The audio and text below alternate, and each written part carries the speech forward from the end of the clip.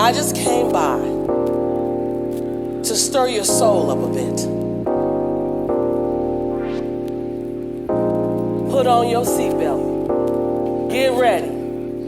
This ride could have some turbulence. Hey, you guys, I'm Tabitha McNeil, and this is The Next Up, a creator's journey to success. And today's special guest, we have, it's the names, it's gone. Lolia, Etomi. Lolia, Etomi, your girl is tired on today, on a Sunday. If you don't know about my beautiful sis right here, you crazy, for real. You have problems, truly. Get checked. Anyway, tell us about yourself, sis. So my name is Lolia. I am from Nigeria, but I also went to school in England and Kenya, and I'm also American. I am an actor, a writer, a producer. I'm also a lawyer, but I'm not working right now. Yeah, and that's basically it. I moved to LA like 2 years ago. What more do you want to know? Well, I got questions, sis. I've got questions. So how did your journey as an actress start? That acting and performing in general was just something that I always wanted to do. Right. And it's something that I've been doing since I was a kid. I remember trying to convince my, strict Nigerian parents that I wanted to go to like a performing arts school. Right. And they're like, what? The opposite. What? Like school? And so, and they're both lawyers as well. And so I just kind of did it on the side when I could, entered school plays and all these different things and competitions. And then when I was in uni, in my final year, we did this production of For Colored Girls. Yeah. It was the first all-Black, all-female play on a Cambridge stage in over 800 years. Yes. And so the first one in Cambridge history, and it was amazing. It was wonderful. And I think that was the point where, in fact, it did so well that from not being able to get the main college theatre because they felt like this is a niche play and no one will be interested in it. So we couldn't even get a main theatre, and we had to start going to individual colleges and asking if we could use their spaces. I say we, the director did all of this, my friend Justina. And so we got a little theatre, but after the first night, the show was so good that we added 4 more nights and they were just all sold out, and it built up a buzz. It was in the press. And because of that, we kind of got picked up to do it professionally in London for the first time. So we did. And that was my first time doing something really professional as an actor, and it was my first taste of that experience. It was also the same time that I was doing all these internships with investment banks and law firms. So it was just a good contrast between the two, because I was exhausted for both of them. But there was one that was just like, oh, I'm so tired, I don't want to, you're just there like sorting through documents and with like tears in your eyes. And then there were times when I'm cycling back from like acting rehearsals at like 1 a.m. and I'm exhausted, but I'm so happy. Yeah. And no, that's what it is, yeah. Honestly, it's joy. Like, it's so much work, but it's so much joy as well. And so at that point, I just decided that I still went to law school because I was going to, but then after that, I decided I wanted to do it professionally. I started looking at master's courses in acting, and I got into one. And I needed help paying for it, so my parents made a deal with me that they would pay for my master's on the condition that I qualified as a lawyer in Nigeria as well. Yeah. So I did that after my acting master's, and then once I did that, it was like, done. Okay, I'm moving to LA. And then I moved to LA, and that was it. That is so cool. I love that. I mean, you literally made history. Your name is going down in history. That is so crazy that was kind of like their first Black show. It's so crazy, and like one of the oldest institutions. Yeah. And yeah, that was the first. It's actually, and just the fact that they didn't even have enough faith in us as a group of Black women to give us a main theater. And I had seen many shows at the uni. Not all were the best. Yeah. So the fact that we just couldn't get into the main ADC theater was crazy, but we proved them wrong, as Black women do over and over again.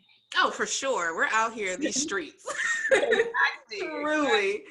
So my next question is, as an executive producer of the 5 for 5 Female Filmmakers Fund, can you tell us what that's all about? I think that is so interesting.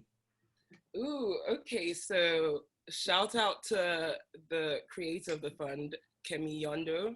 Yes! Yes.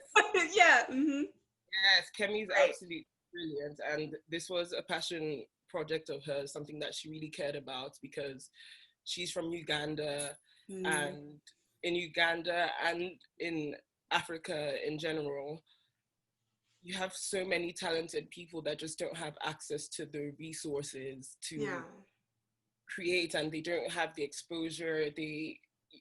There's just so much untapped potential, and lots of the times you see people come and take from the culture without crediting the culture. We're very familiar with this. So Kemi... No, you're good. It's okay. So Kemi wanted to do this thing where she found like 5 of like best female filmmakers. Let me stop my dog for a second. No, you're good. It's protection. That's what it is. It is. So she found 5 of the best female filmmakers in Uganda. It was a screenwriting competition. Right. And the aim of the project was, we give $5,000 each to 5 female filmmakers to make 5-minute short films. I think maybe it was extended to 10 minutes, but just to create their short films, give them the money and the access to partner them with like a good production team and everything. And it was just something I really wanted to be part of, because that's something I care about. It's the type of thing I want to do in Nigeria, in Kenya, and I just really love, I just love like being able to give people opportunities that I would love to have myself. Yeah. And so so that was basically it. And there was one particular project, because I was a judge for the competition, and so I read a ton of scripts, and there was one that I just really loved amongst the finalists, and there was a huge donation drive, fundraising drive, and I decided to donate enough to executive produce one, my favorite one. And so that's it. We were meant to be filming now, but because of COVID, that's been postponed. But in the meantime, it's also a good way to introduce those writers, because they were just absolutely brilliant, talented people. So start introducing them to the process of like, writing, rewriting their scripts, and just everything about like the development process. Yeah, that is so cool. That is awesome. We don't have anything like that, nor have I ever heard of anything like that. So that is so awesome that you guys are giving these amazing writers opportunities like that. Thank you. And the thing is, the aim isn't even just for them to make their projects. It's also, to make good projects that we can enter in all these, because part of the fees go towards festival entries, because that's something that we also take for granted. It adds up. I've been entering script writing competitions and things like that, and those fees if you're already struggling as a creative to create, to get money, to get paid for your projects, you know, most people don't have like $100 here and $50 here to just throw around. Yeah. So we also wanted to give them an international platform where they could have their films entered and um, shown, screened in all these international film festivals to kind of bridge the gap between the continent and the rest of the world. Yeah. That is so cool. I love that. I love that. My next question is, you also have your own foundation, which is called the MNG Etomi Foundation. Can you give us a little bit of details of what that's all about? Yes. Uh, so the MNG Etomi Foundation stands for the Mike and George Etomi Foundation, and that's my dad, George Etomi, and his twin brother, Michael Etomi, Mhm. and they are from they're Edo, but they're also from the Niger Delta region in Nigeria, which is Wow. where the oil is, and it's the most exploited area. And the people in that area, what was the richest parts of the country, live in abject poverty. There's a lot of violence and discontent, and people just don't have. These are not things that usually make the news. You know, when there are oil spills in an area where people depend on the water for their livelihood, Yeah. you know, we hear of all the big ones, but no one cares about these little pockets of Africa. And so our aim with the foundation is to break the cycle of poverty. So it's not a charity. Mm. We're not just, I mean, it is a registered charity, but it doesn't operate in the sense that we're just like, hey, donate to these people. The aim is training, mentorship, to give people the opportunity to break out of the cycle of poverty themselves so Mm. that they can sustain themselves and then go back and help and feed their own community. So we're giving people career training in different fields. So I'm the creative director, and I also specialize in arts and Okay. people go into the arts and programs like that. But um, it's everything from the sciences, just fashion, catering, different things. We find people's passions and interests. And if someone likes baking or they're just a really good cook, it's like, how are we going to do this in such a way that you have your own catering company? You learn about finance and marketing. We connect you with the right people who can help you do this. We give you your equipment after you like graduate from your course as a show of good faith because you have stuck through with it, because we also need that commitment from them. We Mm. need, don't just want handouts, people who want to truly make something of themselves so that they can sustain themselves. And so as a show of good faith, when you graduate, we give you what you need to start up your business, the equipment and everything, and just ongoing help and advice through panel sessions and mentorship sessions. And we're also in talks with different colleges. It's a bit harder now because of travel restrictions, Yeah. but um, in, initially we had Stanford on board for uh, some sort of summer exchange type of program. Yeah. And so it started off with the sports because that's what my dad and uncle were really into, but then now the next generation has taken over. So they just handed the baton to us, and we're all in so many different fields.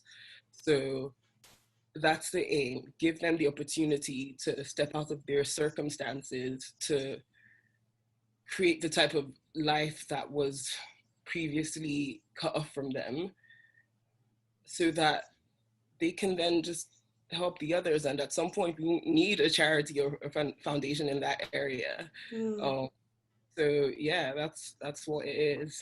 You're out here breaking generational curses. Amen. Amen to Out that. here just like, look, first of all, we gonna Uh, stay committed to you as long as you stay committed with this journey, and I love that. Seriously, you are truly helping the next generation of men and women in your community. I mean, that is awesome. Thank you. It's definitely not just me. You know, it's I'm really blessed to be a part of the family I was born into, because it's something that's been instilled in us for ever, like from a young age. My parents, my dad's family, their dad died when they were young, and the siblings were kids looking after kids. The oldest will graduate from school and then start making money and pay for the next one to go to school and things like that. And so they're all successful now in all their different fields, but their story, honestly, their story needs to be a film or a series, because, you know, things like having to escape war, like, you know, on boats, like in the middle of the night and things like that, just to get where they are now. The whole family being separated at a time when we didn't have the internet or cell phones, and kids and parents just being separated by war and somehow finding themselves years later, and still being able to come together again to rebuild. And now they've built like this massive family. There's so many of us, and they instilled in us from a very young age through monthly family meetings that we did all of this so you can stand on our shoulders. So there's no excuse, and there's no excuse for not then giving back. So yeah, so it's definitely not just me. Like, even if I wanted to slack and just focus on me for a while, I will not be allowed to, because there's too much to do. No, yeah, and now you get to do the same for everyone else that you help. Truly, you are passing it down to just everyone else. That's awesome. I love that. You're great. You're just out here just saving the world. So you're also an amazing producer, and I wanted to talk about Enigma. Ooh, okay. Oh my gosh, Enigma was a while ago. Enigma was a dance show at Cambridge. It was part of the Cambridge Uni Dance Society. And it's something that I sort of fell into. The producer from the previous year, Akila, asked me if I would do it because I was in her show as a dancer. And I was just like, why not? And so we did. And the point of that, it wasn't to focus on one particular style of dance. It was also a celebration of representation. So it was dancers it was so many different dance styles from so many different cultures. You had hip hop, you had Afro beats, you had Chinese fan dances and silk dance, like just so many different things. And the aim of that, it was called Enigma because it was so many different genres and styles and cultures that you wouldn't necessarily understand how they would fit together. It seemed like, what kind of dance show is this? Yeah. Somehow we did it in a way that it all came together. And it was a mission. I co-produced it with Laura Weidinger, and she was brilliant as well. So it was definitely a team effort, holding auditions for choreographers first, and then for dancers. And then as a dancer myself, she was a dancer too, we were also performing. So I was also choreographing dances too. Oh. And this was all in my final year of university. So it was also the most important year. It was also what I did for Colored Girls. And at my uni, your final exams counted for 100% of your degree, like degree grade. So it wasn't like continuous assessment throughout 3 years. That was the crucial point. All the other were practice. All the other years were practice. So, so yeah, so it was something that I was so proud of. I think it was my first baby in terms of work.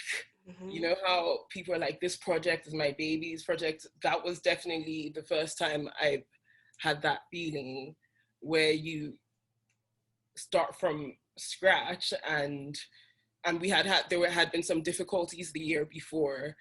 And so, you know, we were also working with a deficit and things like that. And it ended up being the most successful in terms of selling out consistently. and making the most money. So it was the most successful dance show in Cambridge history. I don't know if that's been broken in recent years, but it was. And that was the first thing that really, you know how you can think you're a leader in your head, Mm-hmm. but then, you know, we were organizing 90 different dances, and, you know, like I think about 20 or so different performances. And so being able to put that all together over a period of a couple of months and have a smooth, seamless show was just, I was like, I can do this, you know, like Yeah. I can produce things. No, I mean that is like, yeah, you are like making history. Did they have you like on a like the board or something? Like they should have your name somewhere.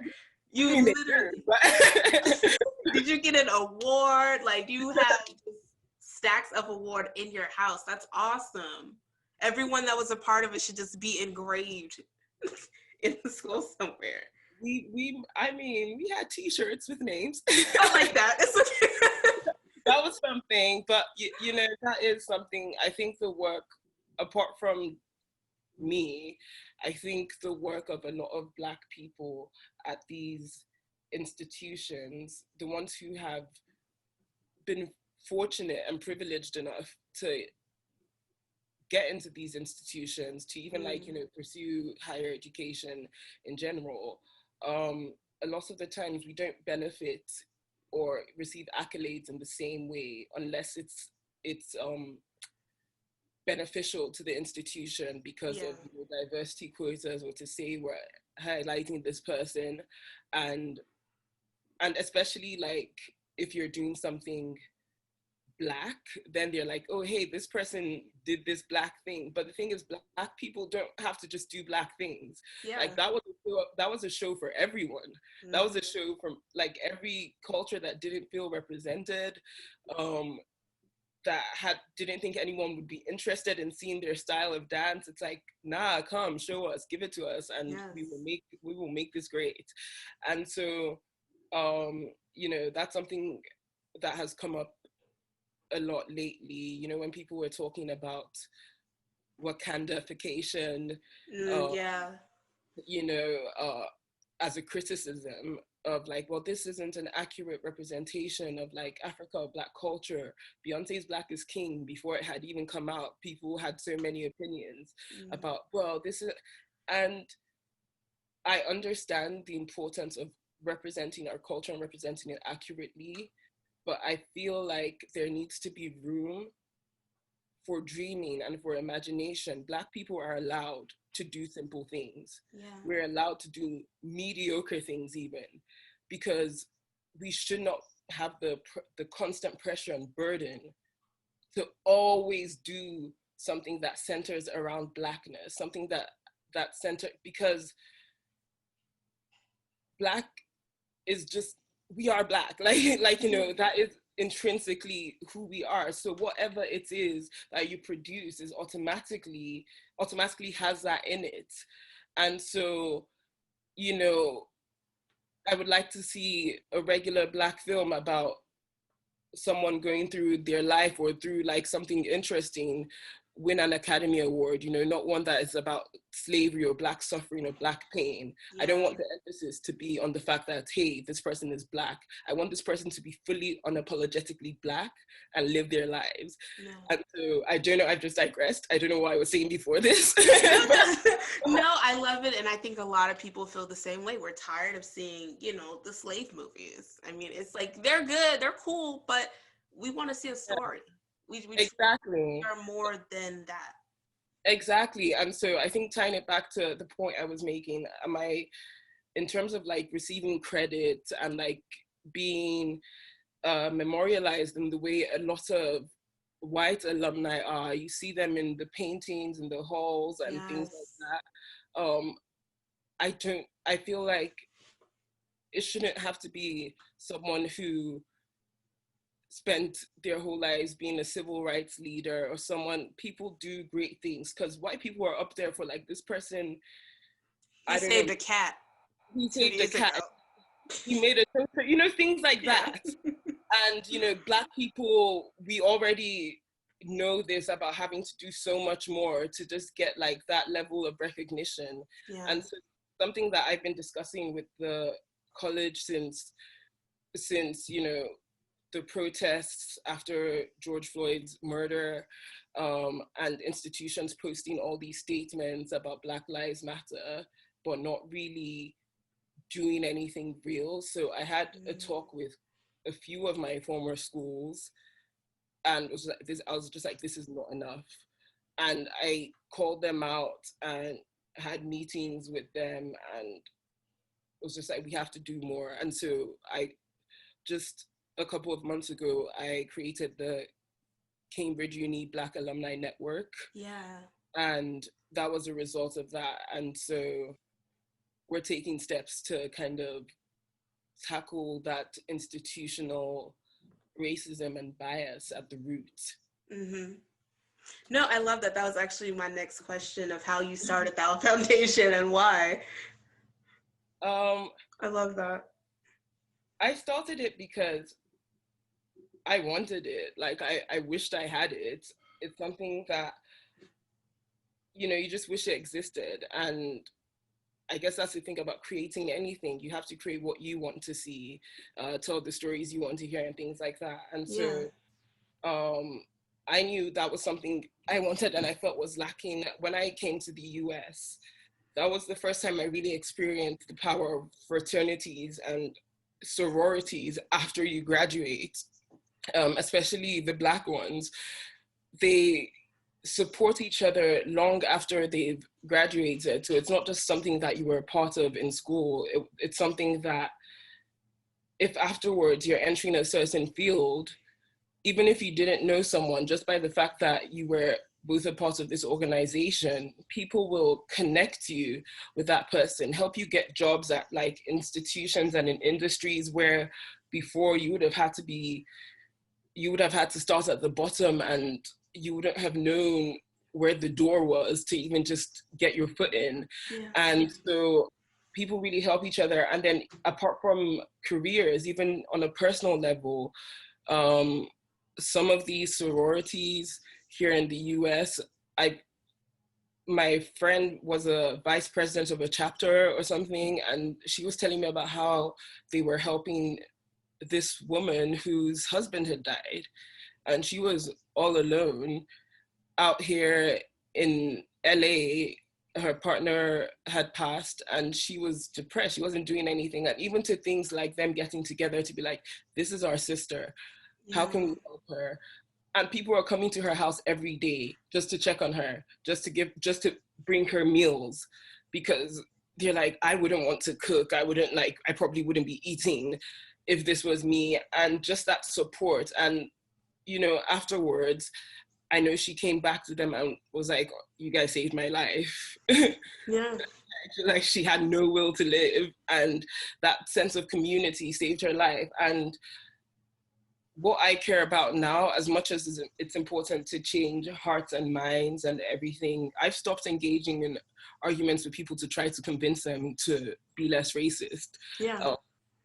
Or to convince them of what is and isn't racist. I want to tackle the systemic infrastructural power system, because I wanted to create this society where the Black alumni from Cambridge, the Black members of staff, like even the kitchen staff, my college, the only Black member of staff was the kitchen staff, you know, that kind of thing.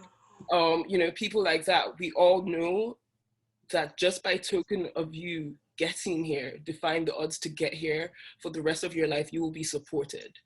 What are you doing right now? What's your career field? What level are you at? What are you willing to give? Are you willing to mentor current students? Are you willing to donate? But the fact is, once you're part of this network, you just know that, hey, once I leave, if I want to like pursue this career or go to this field, or if I need help with this, if I'm trans and I'm looking for another trans person who has been through this and just like is out here living, like, you know, so from the students to like the people who've left, just this community where we can start getting each other jobs.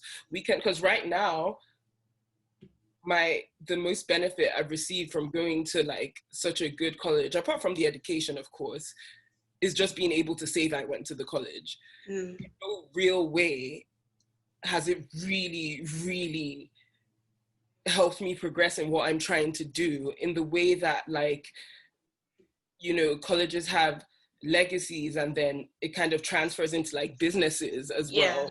And, you know, just nepotism is rife. And so we're always fighting against those odds every time we apply for a job, every time we want to break into a field. And I just want it to be a situation where you don't have to. And apart from donating, one huge scheme that I'm working towards implementing is the Cuban Awards, which is where people can post about, can nominate their businesses or whatever new initiative or thing that they are starting or have started. And, you know, something that will, of course, like be helpful for the culture, is just doing something great in the world. And, you know, members of the society will get to vote. And depending on how much funds we end up raising, either the winner or like the top three will get a seed fund, money to start their business or money to help their business, and also like a Cuban stamp of approval. I wanted to get to the point where the Cuban Awards is like, I don't know, like a Pulitzer Prize or or I don't know, just like something that is a Nobel Prize, something that is a stamp of quality, it's a stamp of integrity, it's a stamp of pride. And it also really helps people to like, and it helps people in a real practical way in whatever it is that they're trying to do to, you know, make life better for other people. So yeah. All right, Oprah, just go ahead and have a show. Just go. Just go, because now you're opening up the world. I ain't sure yet. Now you are literally a superwoman. Truly. You're just like, I'm going to help everybody. And it also, and then you're a lawyer as well. And it's like, I got you on the money part. Like, somebody try you, I'm already here. And I love that, and it's so cool. I actually had someone previously be on here who was, you know, pursuing a career in being a lawyer and acting. So I want to know kind of how is that working out for you, you know, being a lawyer and then doing acting at the same time? Honestly, so I don't practice law now. So like, it's been handy, but not because I'm pursuing this as a career. Like, some people have said, oh, well, that's great because you can work as a lawyer, so you don't have to be broke while you're trying to start making consistent money of like acting and things like that. And whatever I do, I just know that I want to ultimately be the greatest at what I do. Yeah. And so I can't half-ass things. So I can't like be tiptoeing in law and then tiptoeing in acting, because if not, I'm just not going to get very far in either one of them. So I try to stay abreast of like, you know, legal development and knowledge, and it has helped me in the sense, like in terms of my contracts and not being screwed over and like giving other people advice. But it's not something I'm formally practicing, but it's something where the help has been invaluable. I was previously working at in film and TV development at a company, and there was and it was like a big company. They had huge deals, and there was a period where they were switching legal counsel from like the family legal counsel to like a bigger company one. And so there was like a 2-month period where they just didn't have lawyers. And so I was reviewing all these like film contracts and things like that for them, and just amending it for them and whatnot. And so I was able to offer more value as opposed to just being like development assistant and doing like scheduling and things like that, it was like, oh, okay, well, I guess I'll help you with this contract. Yeah. Like me to like I'll draft this agreement for you or this and or whatever. So it definitely came in handy, and it still continues to come in handy. And I'm just looking forward to the period when, knowing I'm being screwed over in a contract. Yeah, and you'll be like, wait a second. Yeah. But the thing is, I'm definitely at the stage in my career where a lot of the people who I'm signing stuff with, or like whether it's a commercial or this or that, they are bigger than me. And so I can know a contract is bad, but I may not be able to do anything about it because you push back on it and they just go another direction. Yeah. And so I'm just looking forward to the period when I have the knowledge and I have the power to do something with that and affect the outcome. What has been one of your favorite projects to work on? Honestly, still For Colored Girls. Just because that was the start. And it's not because that's like the biggest thing I've worked on. It's not because I'm still friends with most of those girls, and like, very friendly with the others who maybe I'm not as close to, but when we see each other, like, it's just a joy. And we've all, we've traveled together in the years since, we've stayed in each other's homes, we've helped each other with different projects, connected each other to other people. It was just I think that was my first real adult experience outside my family of the real power of sisterhood. And just the beauty and glory and sense of home you have when Black women come together, because it's something you may not even realize you're missing. I was the only Black person in my year in my college. And I feel like I'm the type of person that I can adapt anywhere. I'm like, send me to a castle, send me to the village, like send me wherever, like I will be fine. So I didn't feel like, I didn't actively realize that it was something I was missing or I needed. And I remember I missed the first audition for the play. The director asked me personally to audition, like, hey, I've seen you around, I've seen you in some of your stuff, and I really want you to audition for this play. And I was like, yeah, okay, sure. And I didn't really take it seriously. I didn't go to the auditions. I think I went to London for like some law networking event thing. And thank God she didn't write me off then, because she actually came to find me and was like, hey, you didn't come to the audition you said you would. So when can you audition? And so, like, I want you. Okay, yeah. I'll hunt you down. Yeah. And that was so, honestly, so kind and so gracious of her, because that was a bit of a dick move from me. I didn't even, just completely left. It just wasn't a priority, It was something in passing. That was just like, yeah. And so I'm so glad that happened, because I love our Black men and everything, but sometimes they need to gather themselves. And I was definitely going through a period of just dealing with some errant nonsense that I shouldn't have had to be dealing with from these men that we march for and we speak out for and we fight for and we just love. So we just do nothing but love them. And sometimes that can be thrown in your face. Like, it's almost like Black women are conditioned to be martyrs.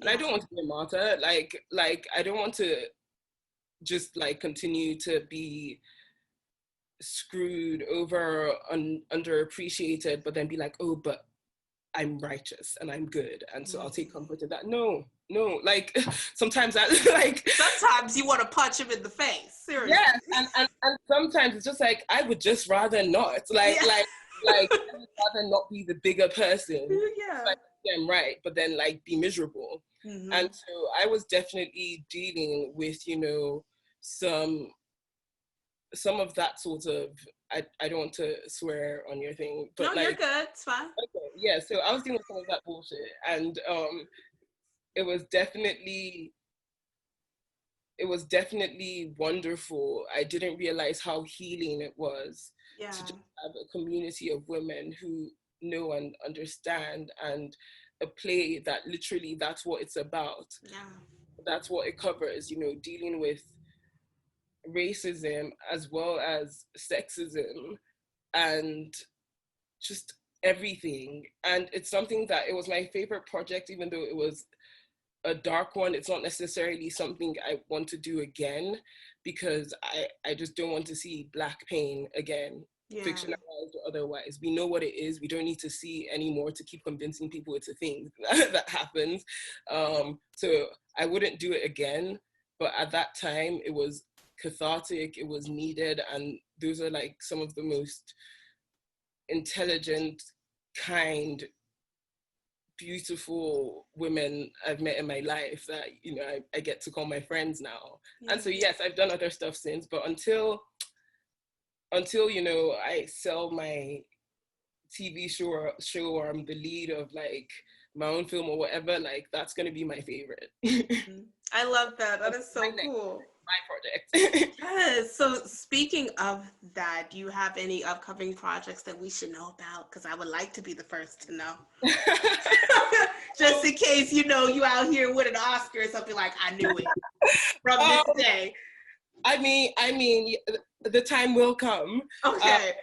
I have things in development, but you know, we're still at the process of, you know, just trying to secure good deals and like teams and everything. But Yeah.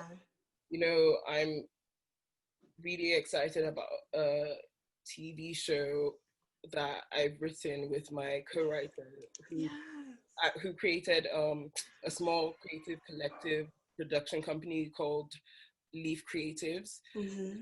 So Ashley Fouché, so she's my co-writer. We wrote the show called On the Rocks, and it deals with, I don't want to give too much away now, but it's just like a lot of beautiful women of color. And by the way, when I say beautiful, I mean it holistically, not like a so Oh, yeah. so yeah, women of color just navigating. It's a comedy, which is nice, but it's Yeah. dealing with stuff like navigating all these microaggressions, limitations placed on you, and everything, while also like thriving, and they're an example to people, but then they're also flawed when you Yeah. actually see their real lives. And so I'm trying to like be vague, but also be, but Oh also. no, I'm hyped that I get to know first. That's But all. yeah, On the Rocks, just like On the Rocks, like a TV show. I'm working on a beauty documentary. Things I'm most excited about, and there's a bunch of other stuff in the works. Um, yeah, if anyone wants to like help me make them, hit me up. I will. Again, just go out here and save the world, okay? Give her awards right now. My last question for you is, where do you kind of see yourself in 5 years? Ooh, Obviously, Rona is over. yes, let's pretend Rona is over. I don't think I've ever really been good at these 5 years, you know, when it's a set amount of time exercises, because, Yeah. you know, at some point I will be one of the greatest actresses of our generation. Say it one more time. I will be the Mm-hmm. greatest actor of our generation. Come on. And producer, and I see myself, I don't really know where 5 years will be, because life is too unpredictable and too fluid, and I'm very okay with that. Yeah. I'm willing to go on the journey. So I don't know how I'm going to get where I'm going, but I know where I'm going, and I know where I'm, I know where I'll end up. So I see myself, telling stories. I see myself telling stories, telling our stories, telling other people's stories, who don't usually get a chance to have their voices heard, or who don't get a chance to see themselves. I see myself telling those stories in front of and behind the camera, and being so respected in my field that my influence and my impact goes beyond that field. So it's not about being a celebrity, it's about being respected enough that when people are talking about the homeless crisis, when people are talking about like poverty, when people are talking about equal opportunities, they want to hear my opinion, and they respect my opinion, because through the work I have created, they know I know what I'm talking about. I know my shit. My intentions are good. My skills match those intentions, Yeah. and there is evidence for the quality of work and pleasure that I can produce. so, so, No, that so is awesome. I know that's like a vague answer. That doesn't like answer where would you be in 5 years. But No, I love that question because so many people give different answers. Some people are like, as you said, you're just willing to go through the journey. And I think that is so awesome. And some people are just like, you know what, I got a plan, whatever. But I think it's so awesome to hear both sides, because some people are like, well, I need to have a plan. And people are like, no, you don't. Go through yeah, the journey, live your life. Yeah. I do have like, shorter term plans, like, oh, get this done by this time. By this time, I aspire to have this. But definitely those are just more present moment, present day, with like maybe like a couple of months ahead type plans, as Yeah. opposed to 5 years. Because when I was a kid, I remember always thinking to myself that, oh, by the time I'm 13, I'm going to be super famous, because someone will see me and they will just look at her and they'll be like, You. that's special. Everyone is special, no one is special. But it's like, I was just like, no, I am born for greatness. And when I'm 13, because 13 was like the teenage age, and it was the magic age. Of course, I was 13 and I was there in school plugging away, being regular. And then I was like, oh, when I'm 16. And then it's like, oh, okay, when I turn 18. And now that I'm in my 20s and I look back at myself then, thinking I was so smart and so good, and I see all the mistakes I made, that at the time I would like, I would have been so sure of myself that I would have made those mistakes, and I was so confident that that would have been the right time for me. You see all these child stars who are struggling or doing like dickhead things. Yeah. Like, oh, they're squandering this opportunity. I would never do that. Like, like, why is this not me? And you also think I'm a respectful person, and so it wouldn't get to my head if I got this all early or got this easy. But now I have enough hindsight, and I've learned enough to know that I don't know shit. Like, I certainly wasn't ready at the time. Right. My timing isn't important, because if you ask me what I want, or if I deserve, they're like, hey, do you deserve to have your big break now? And like, I would say yes. I'll be like, yes, now is the time. But then if 5 years from now is when it happens, I would probably be super happy and that it didn't happen like before, because for some reason, circumstances will let me know that this is the time it was meant to happen. So what's for you is for you. Come on. Like, and it will come when it's right for you. You just have to be ready. I love that. Leomi, thank you so much for being on the show today. Again, you are amazing. If you haven't heard about her, like I said in the beginning, you're insane, because obviously you're not a part of no movements. You're not helping nobody. You're dusty at this point. Dusty. Thank you. I wish I had someone like you growing up, you know, like just someone who was there being supportive and just being like, no, girl, I got you. We're sisters now. We're sisters now. Like, we're going to help each other out. I mean, you are awesome. You don't know how big of an impact you are making on people, and you and your family as well. Like, y'all don't understand. You are helping generations be happy. Like, this is... I've been so emotional lately. I'm so on the edge. Like, it takes...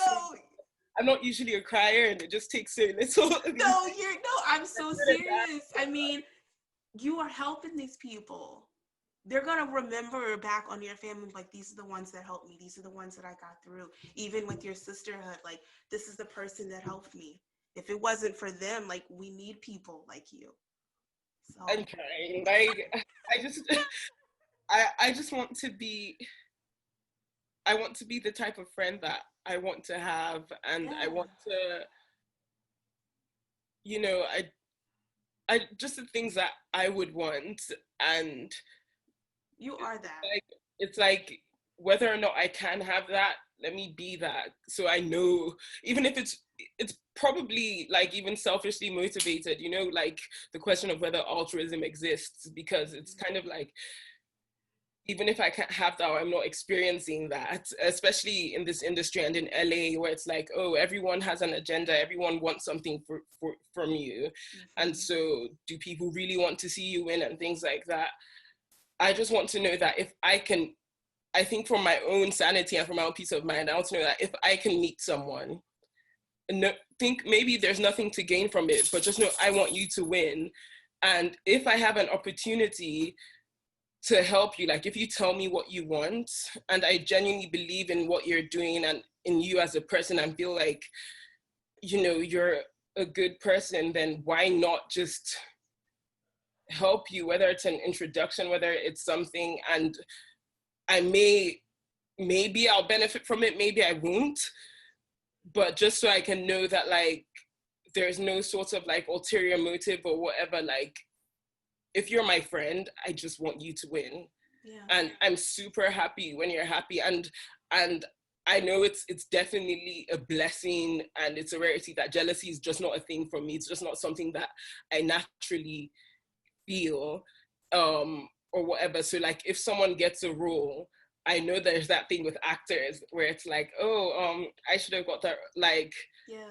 I'm just super, super happy for you. And then I'm like super motivated. So I'm like, it's possible for me too. I mean, we're friends here. Like, you know, like you're not a unicorn. Yeah. So I'm excited for me and what could potentially happen for me. It's not like I don't think about myself, but I guess what I'm saying is that I just want to be the type of person that I wish more people were like, and I wish the world was like that. No, like, especially in LA, like I feel like you are the first LA person that I've met where I was like, this person's genuine, truly. Like I don't feel anything weird. It's just like, she's good people, man. She good people. Like, thank you. Oh my gosh. I was like, let me go ahead and move, okay? Because if people are like you, I gotta. Please come to LA. We're ready, honestly. Oh, thank you, because I'm really in between right now. I'm trying to figure out which way I would want to go. But if it's LA and I can meet people like yourself, definitely a home, truly.